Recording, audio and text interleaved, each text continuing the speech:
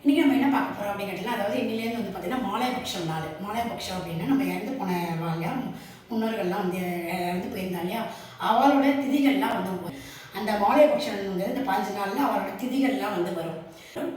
அதுவும் இல்லாமல் இந்த 15 நாளில் வந்து நம்ம வந்து பார்த்திங்கன்னா வெங்காயம், பூண்டு இதெல்லாம் சேர்க்காதிக்கு சமைக்கணும். அதிலே வந்து பார்த்திங்கன்னா ஒரு சில இங்கிலீஷ் காய்கறிலாம் வந்து சேர்க்கக்கூடாதுன்னு சொல்லுவாள். அந்த மாதிரி சில இதெல்லாம் இந்த 15 நாளில் வந்து கடைபிடிச்சி அதெல்லாம் வந்து பண்ணிட்டு இருக்கா. இன்னும் வந்து நிறைய பேர் இந்த இப்போல்லாம் வந்து பண்ணிட்டு இருக்கா அந்த காலத்துலேருந்து.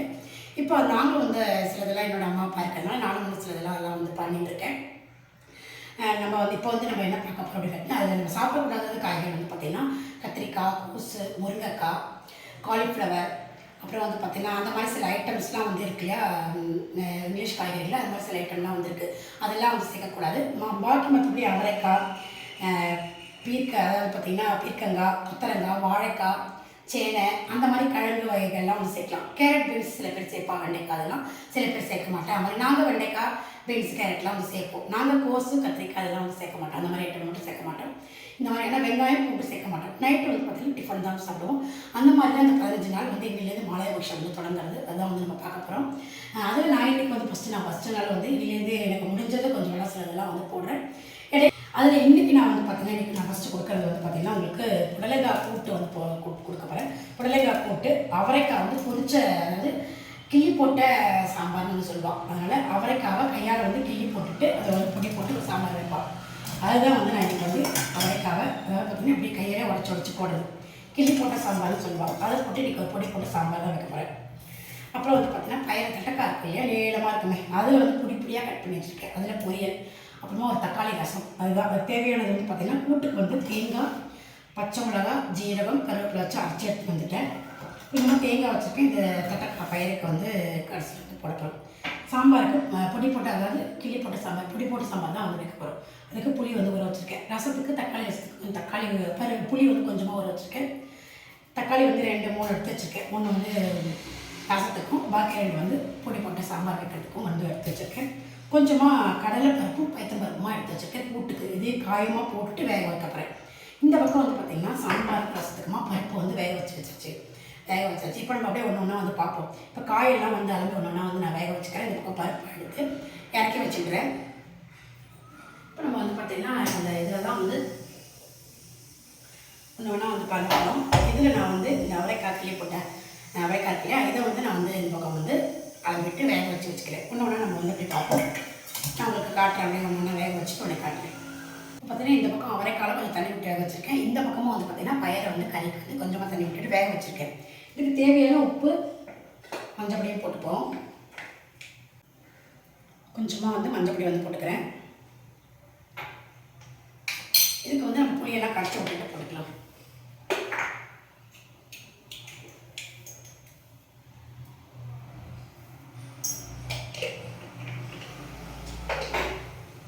இதுக்கு தேவையான கொத்தமல்லி, கருவேப்பிலைலாம் வச்சுருக்கேன். அதெல்லாம் நம்ம கடைசியில் போடும்போது ஒன்று பார்ப்போம். இது ரெண்டும் நல்லா வேகட்டும். வெந்ததுக்கப்புறமா குக்கர்லேயே வந்து பார்த்திங்கன்னா இந்த புடலங்காவும் தோரம்பருப்பு கடலைப்பருப்பு எடுத்து வச்சுருக்கேன். 2மா போட்டு வேக வச்சுக்க போகிறேன். வேக வச்சுட்டு நம்ம வந்து பண்ண போகிறோம். இப்படி புளியெல்லாம் கரைச்சி ரெடியாக எடுத்து வச்சுடுவோம். இந்த பக்கம் வந்து அரைச்சி எழுதும் நான் வந்து வீட்டில் வந்து அரைச்சி எடுத்து வந்துட்டேன். அதாவது வந்து பார்த்திங்கன்னா கூட்டுக்கு அரைச்சிருக்கிறது வந்து தேங்காய் நல்லா ஒரு 2 ஸ்பூன், பெரிய ஸ்பூன் 2 ஸ்பூன் தேங்காய், பச்சை மிளகா, ஜீரகம், கருவேப்பிலையுமா அரைச்சி எடுத்து வச்சுருக்கேன் கூட்டுக்கு. பருப்பு தான் நம்ம வேக வைக்கிறதுக்கு கொஞ்சமாக அதாவது 2 ஸ்பூனுக்கு 1 ஸ்பூன் வந்து துவரப்பருப்பு, 1 ஸ்பூன் கடலைப்பருப்புமா வந்து எடுத்துருக்கேன். கொஞ்சமாக கூட்டு வந்து பண்ண போகிறோம். சாம்பார் வர வச்சுருக்கேன். தேங்காய் வந்து பார்த்திங்கன்னா கடைசியில் வந்து நம்ம பொரியலுக்கு போகிறதுக்காக எடுத்து வச்சுருக்கேன். இப்போ இதெல்லாம் வேகட்டால் நம்ம அப்படியே ஒன்று ஒன்றா பார்ப்போம். பார்த்திங்கன்னா பருப்பு வந்து நல்லா வெந்தாச்சு. அதாவது பருப்பு வெந்தெடுத்து இந்த பக்கம் வந்து பார்த்திங்கன்னா பயிரும் வந்து வெந்தெடுத்து இதை வந்து நான் சிம்மில் ஆக்கிட்டு இப்போ இதை இறக்கி வச்சுருக்கிறேன். இந்த பக்கம் கூட்டுக்கு எடுத்து வேக வச்சுக்கிறேன். புடலங்காய் பருப்புலாம் வச்சிருந்தோம் இல்லையா, அதை வந்து போக வச்சுக்கிறேன். இது வந்து ஒரு 2 விசில் வந்து வச்சுப்போம். இந்த பக்கம் வந்து பார்த்திங்கன்னா அவரைக்காய் நல்லா வெந்தெடுத்து தக்காளி போட்டுக்கிறேன். இப்போ நம்ம கிள்ளி போட்ட சாம்பார் தான் வந்து வைக்க போகிறோம். ரசத்துக்கு இதுக்கெல்லாம் வந்து புளியெல்லாம் வந்து கரைச்சி எடுத்து வச்சுக்கிட்டேன். இப்போ இந்த பக்கம் நம்ம புளி கரைச்சி வச்சுருக்கோம் இல்லையா, அதை வந்து நம்ம அதில் வந்து கொட்டிட்டு நல்லா கொதிக்க வச்சுக்க போகிறோம். நல்லா உப்பு காரமெல்லாம் போட்டுட்டு பொடி போட்ட சாம்பாருக்கு, கிள்ளி போட்ட சாம்பார்னு சொல்லலாம், பொடி போட்ட சாம்பார்னு சொல்லலாம். இப்போ அதுக்கு வந்து நான் புளி கரைச்சது வந்து விட்டுருக்கேன்.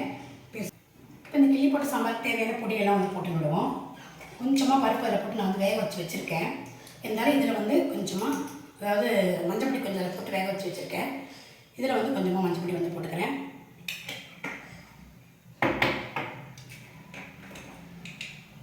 சாம்பார் பொடி வந்து போட்டுக்கிறேன். அதாவது பொடி போட்ட சாம்பார் தான் வந்து வைக்க போகிறோம். அதுக்கு சாம்பார் பொடி நல்லா வந்து இதுக்குள்ளே நம்ம வீட்டிலே வந்து பொடிச்ச பொடி தான் வந்து நல்லா ஒரு 3-4 ஸ்பூனுக்கு மேலே போட்டுக்கிறேன். நல்லா கொஞ்சம் காரமாகவும் இருக்கும். அப்போ தான் நம்ம காரத்துக்கு வேறு ஒன்றும் போட போகிறது கிடையாது. அதனால் நல்லா இந்த ஸ்பூனால் ஒரு 4 ஸ்பூன் வந்து எடுத்துட்டுருக்கேன், போட்டிருக்கேன். அடுத்தது உப்பு வந்து போட்டுக்கலாம்.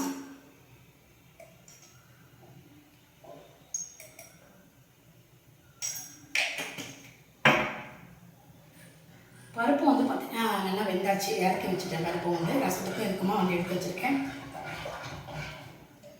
இப்போ இதை நல்லா வந்து கொதிக்கட்டும். கொதிச்சதுக்கப்புறமா தான் நம்ம நல்லா வந்து பண்ணணும். இந்த பக்கமும் வந்து கூட்டுக்கு வேகட்டும். வந்ததுக்கப்புறமா நம்ம வந்து தட்டைப்பயிறு கறிக்கும் ரசமும் வந்து ரெடி பண்ணிக்கலாம். இப்போ இது ரெண்டும் வந்து ஒரு பக்கம் ஆகட்டும். நல்லா பச்சை வாசனை பார்த்துக்கினேன். நல்லா வந்து கொதிக்கணும். இதிலே வந்து நம்ம பொடி எல்லாமும் வந்து போட்டிருக்கோம். எல்லாமே நல்லா கொதிக்கிட்டு பார்க்கலாம். கூட்டு வந்து பார்த்திங்கன்னா 2 விசில் வந்து நான் இறக்கி வச்சாச்சு. இந்த பக்கம் ரசத்துக்கு வந்து எடுத்து வச்சுருக்கேன். இந்த பக்கம் குழம்பு வந்து நல்லா கொதிச்சுட்டுருக்கு. இப்படி போட்ட சாம்பார் வந்து கொதிச்சுட்டுருக்கு. நல்லாவே வந்து கொதிக்கணும். பச்சை வாசனை பார்த்துக்கணும். அப்படியே விடணும். இந்த பக்கம் வந்து பார்த்திங்கன்னா இதுக்கு தேவையான மஞ்சள் பொடி, வெங்காயம் பொடியெல்லாம் வந்து போட்டுடுவோம். இதுக்கு நான் வந்து பார்த்திங்கன்னா சாம்பார் பொடி தான் வந்து போடுவேன். ரசப்பொடி இருந்தால் ரசப்பொடி கூட போடலாம். இன்றைக்கி நான் வந்து என்கிட்ட எடுத்து வரல. ஆனால் ரசப்பொடி வந்து நான் போடலை. தக்காளி ரசம் தான் வந்து வைக்க போகிறோம். சாம்பார் பொடி போட்டால் ரொம்ப நல்லாவே இருக்கும். கொஞ்சமாக மஞ்சள் பொடி வந்து போட்டுருக்கேன்.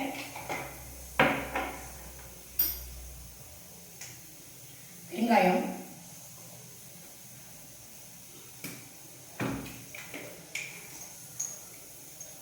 உப்பு போட்டுக்கிறேன். ஏற்கனவே வந்து நல்லா புளியை வந்து கரைச்சி நல்லா தக்காளியும் வந்து நெருக்க போட்டு கையால் நல்லா கலந்து போட்டு இஞ்சி வந்து போட்டுருக்கேன். தக்காளியும் இப்போ இதுக்கு தேவையான பொடி வந்து போட்டுக்கிறேன். நல்லா கொஞ்சம் காரமாகவும் இருக்கணும்ல. ஒரு 2 ஸ்பூன் 2.5 ஸ்பூன் வந்து போட்டுக்கிறேன். ரசப்பொடி வந்து என்ன இருந்தால் வந்து ரசப்பொடி வந்து போட்டுக்கலாம். நான் வந்து பார்த்திங்கன்னா சாம்பார் பொடியும் வந்து போடுவேன். ரசத்துக்கு ரொம்பவே நல்லாயிருக்கும். இதெல்லாம் வந்து நான் போட்டு வைப்பேன். இப்போ தக்காளி ரசத்துக்கு இதெல்லாம் வந்து போடும்போது ரொம்பவே சூப்பராக எல்லா வாசனையும் நல்லாவே வந்து இருக்கும். இப்போ இது நல்லா வந்து கொதிக்கட்டும்.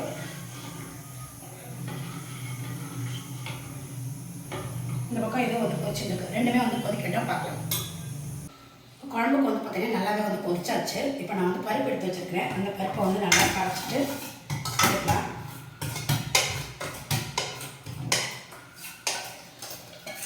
பொடி போட்ட சாம்பார் தான் போடணும் அப்படின்னால புளி போட்ட சாம்பார், பொடி போட்ட சாம்பார் அப்படின்னால பருப்பு வந்து இதுக்கு கொஞ்சம் ஜாஸ்தியாக தான் இருக்கணும். இதுக்கு வந்து வேறு நம்ம எதுவுமே வந்து போட போகிறதில்ல, அரைச்சி விட போகிறதில்ல, வேறு ஒன்றும் இல்லை. புளியை கரைச்சி விட்டு பருப்பு தானே படப்பணும்.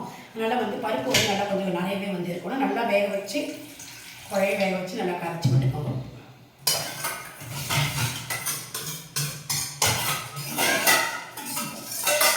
அந்த பாத்திரத்துலேயே கொஞ்சமாக தண்ணி விட்டு நல்லா கரைச்சி விட்டுக்கிறேன்.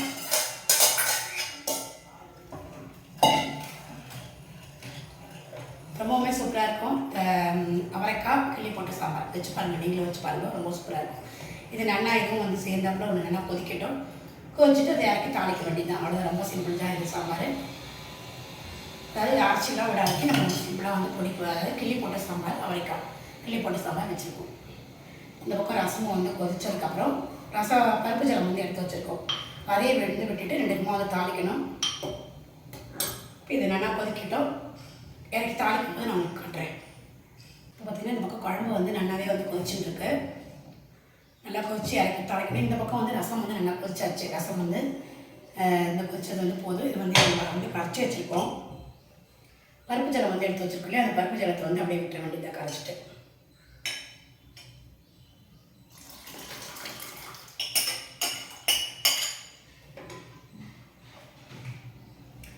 கொஞ்சமாக இதில் இந்த பாத்திரத்தில் கொஞ்சமாக ஜலம் விட்டுக்கிறேன்.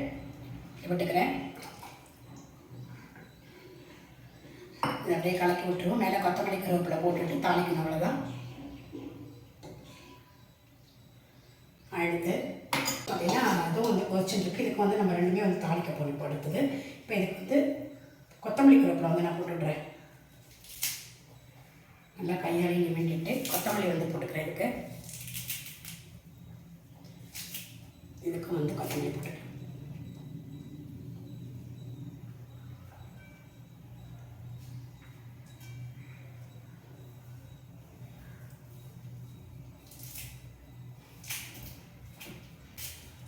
அடுத்தது கருவேப்பிலை போட்டுக்கிறேன்.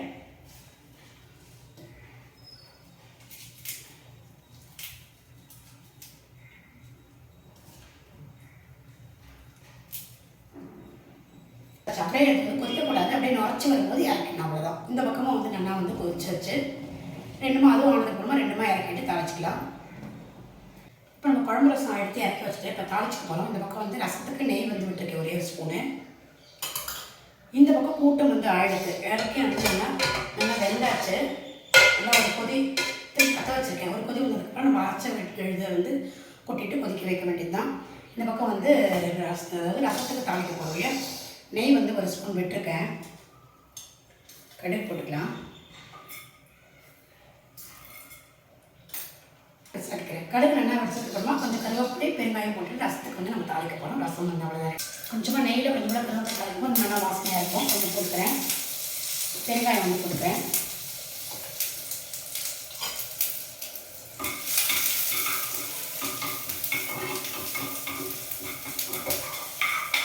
இதை வந்து நம்ம ரசத்தில் விட்டுருவோம்.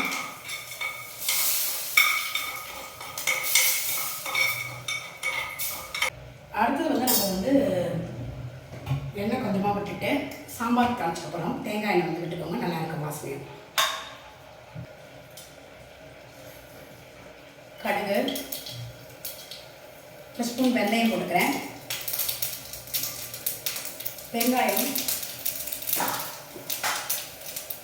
ஒரே ஒரு மிளகாய் வத்தல், கருவேப்பிலை.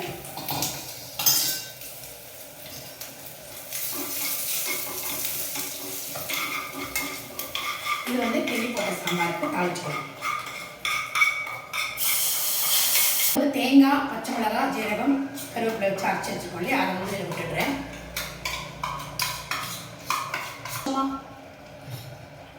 இதில் வந்து கொஞ்சமாக தண்ணி விட்டுட்டு இதை விட்டுடுவோம். இந்த அரைச்ச விழுதோட ஒன்று கலக்கிட்டு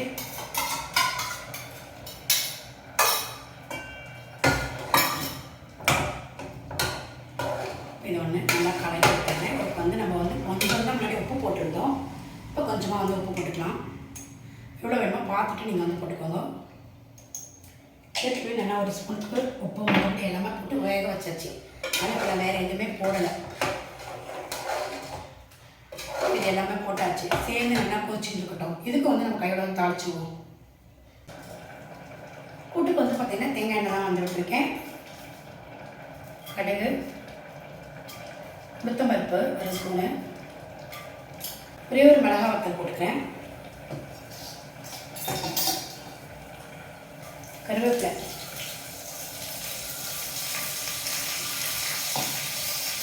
கொஞ்சமாக பெருங்காயம்,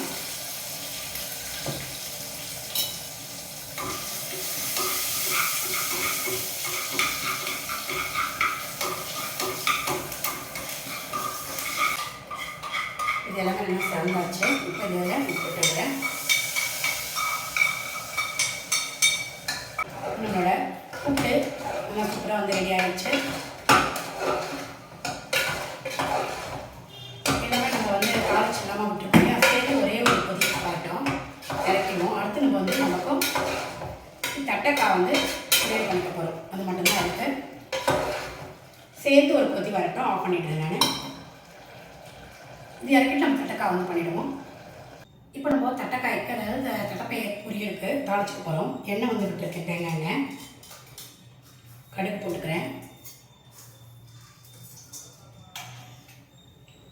பெருசாக்கிக்கிறேன். கடுகு வடிக்கிறத கடலை பருப்பும் உளுத்தம் பருப்பும் ஒரு பக்கம் வரமாக போட்டுக்கிறேன்.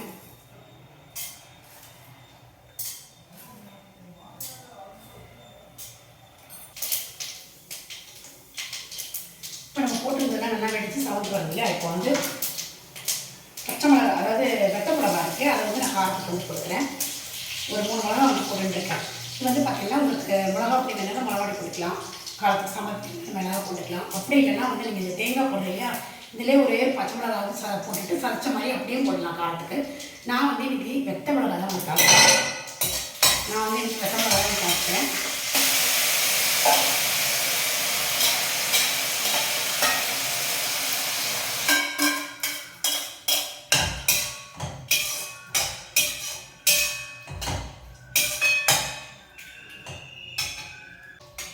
இப்போ இதுக்கு தேவையான உப்பு போட்டுப்போம். ஏற்கனவே நம்ம வந்து கொஞ்சமாக வந்து போட்டிருக்கோம். இப்போ கொஞ்சம் உப்பு வந்து போட்டிருக்கேன். இதுக்கு தேங்காயெல்லாம் தேவையில்லை. இப்போ அது அப்படியே நம்ம வந்து கொஞ்சம் அந்த தண்ணியெல்லாம் நல்லா இழுத்ததுக்கப்புறமா தேங்காயை போட்டு இறக்கிட்டு ஆஃப் பண்ண வேண்டியது தான். இது ஒரு கொதி வரட்டும். காயெல்லாம் நல்லா வெந்தாச்சு. நம்ம தேங்காய் அதாவது தண்ணியெலாம் விட்டுட்டு நல்லா ஒரு கொதி வரட்டும். அதுக்கப்புறமா தேங்காவை போட்டுட்டு இறக்க வேண்டியது தான். உங்களுக்கு வந்து காரமாக நல்லா வேணும் அப்படின்னா நீங்கள் இதில் வந்து பச்சை மிளகா போட்டு சதைச்ச மாதிரி தண்ணியெலாம் விடாதுக்கு தேங்காய் பச்சை மிளகா மட்டும் ஒரு ஓட்டிட்டு அது போட்டோம். அது நல்லாயிருக்கும். இப்படியும் பண்ணி பாருங்கள். அதாவது வந்து பார்த்தீங்கன்னா ஒரு நாளைக்கு ஒன்று நான் வந்து எனக்கு தெரியுற மாதிரி நான் வந்து செஞ்சு காட்டுறேன். டெய்லி வெங்காயம் பூண்டு இது எல்லாமே இல்லாததுக்கு வந்து இருக்கும் ஒரு 15 நாளைக்கு. டெய்லி வந்து உங்களுக்கு அது மாதிரி இது மாதிரி மலை பட்சம் எடுத்து அதெல்லாம் வந்து என்ன பண்ணுறது யோசிச்சுருப்பா இல்லையா? அவங்களாம் நம்மளோட வீடியோவை பார்த்து அப்படியே வந்து பண்ணலாம். அப்படியே இல்லைன்னா நீங்கள் சாதாரணமாக சமையல் டெய்லி ஒரு நாளைக்கு பண்ணுறது யோசிச்சுட்டு இருக்கிறது இந்த வீடியோவை பார்த்துட்டு ஒரு நாளைக்கு ஒன்று வந்து போடலாம். அதனால் நான் வந்து டெய்லி 15 நாளைக்கு டெய்லி ஒன்று முடிகிற அளவுக்கு போடலான்னு இருக்கேன். பார்க்கலாம் டைம் எப்படி இருக்குது ஒத்து வருது பார்த்துட்டு நான் எனக்கு தெரிஞ்சதை நான் டெய்லி ஒன்று போடுறேன். பாருங்கள், வீடியோ ட்ரை பண்ணி பாருங்கள். கண்டிப்பாக எனக்கு வந்து கண்டிப்பாக மறக்காததுக்கு லைக்கும் கமெண்ட்ஸும் பண்ணுங்கள். சப்ஸ்கிரைப் பண்ணவா சப்ஸ்கிரைப் பண்ணிவிட்டு பாருங்கள். ஓகே, இப்போ எங்கள் ஆகிட்ட பார்க்கலாம். அவ்வளோதான் நம்மளோட ஒரே வந்து ஆழ்த்து. இப்போ இந்த தேங்காய் வந்து போட்டுடணும்.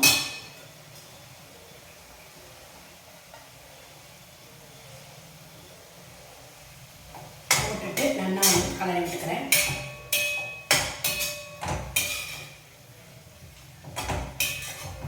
நல்லா தேங்காயெல்லாம் போட்டு நல்லா சேர்ந்தாப்பில் ஒரு டாப்பில் ஒன்று கலரிட்டு ஒரே ஒரு செகண்ட் அந்த தேங்காயோட கூட ஒரே ஒரு கலரிட்டு ஒரு நிமிஷம் வச்சுட்டு அப்படியே நம்ம ஆஃப் பண்ண வேண்டியது. அப்புறம் நம்மளோட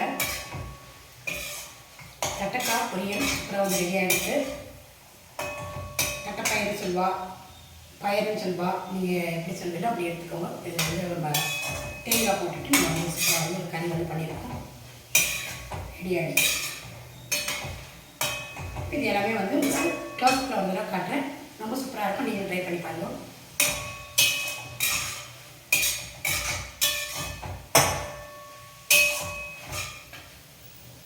இன்றைக்கி நம்மளோட மாலை பட்சம் டே 1 அதாவது வந்து பார்த்திங்கன்னா வெண்டைக்காய் கிள்ளி போட்ட சாம்பார், அடுத்தது வந்து புடலங்காய் கடலை போட்ட ஒரு கூட்டு, தக்காளி ரசம், இந்த பக்கம் வந்து தட்டைக்காய் பயிறு உப்பேரி அதாவது பொரியல் பார்த்துருப்பீங்கன்னு நினைக்கிறேன். உங்களுக்குலாம் ரொம்ப பிடிச்சிக்கணும்னு நினைக்கிறேன். நீங்களும் ட்ரை பண்ணி பாருங்கள்.